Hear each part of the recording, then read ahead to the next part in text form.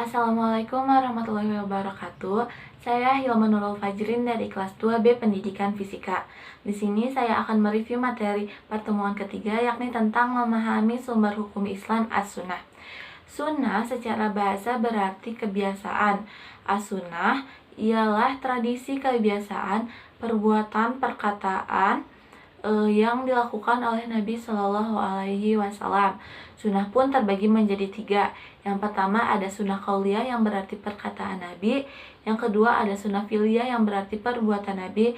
Yang ketiga ada sunnah takriyah yang berarti pengakuan Nabi.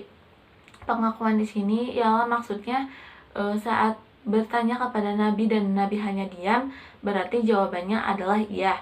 Selanjutnya ada bayan as-sunnah. Bayan as-sunnah pun terbagi menjadi 3. Yang pertama ada bayan takrir, yang kedua ada bayan tafsir, dan yang ketiga ada bayan tabdil atau nasakh.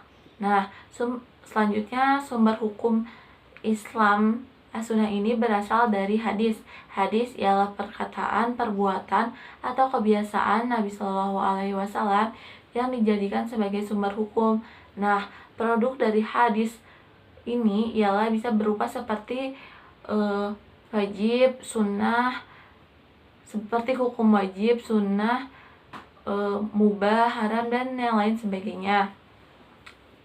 Pada sunnah dalam hadis ini, biasanya perbuatan Nabi akan diawali dengan kata kana, sedangkan untuk perkataan Nabi biasanya diawali dengan kata qola. Nah, sedangkan untuk ketentuan Nabi akan menunjukkan 2 ekspresinya. Yang pertama ekspresi diamnya yang berarti iya, dan ekspresi marah atau melarang yang berarti sudah tentu tidak. Selanjutnya ada tingkatan hadis. Hadis pun memiliki tingkatan. Yang pertama ada hadis umum sahih yang berasal dari Nabi dan yang dijamin keasliannya. Nah, hadis sahih ini bisa diamalkan dalam ibadah, akhlak, dan akidah.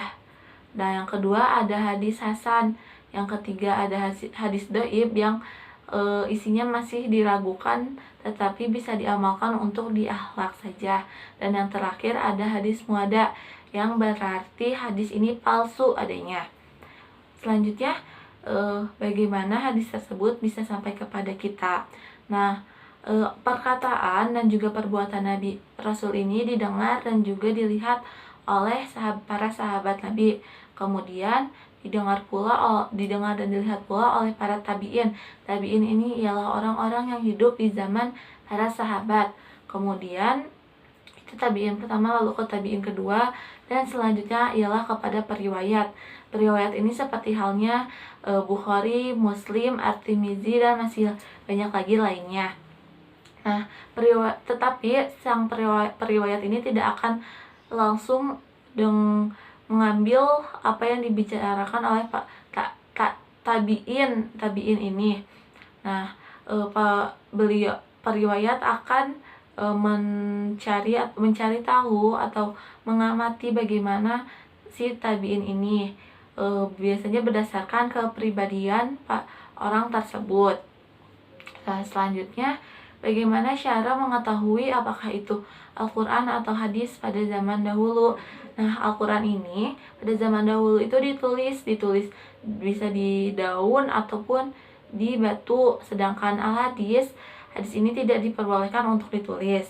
Nah, yang terakhir ada posisi dari hadis. Yang pertama yaitu sebagai penjelas dari Al-Quran.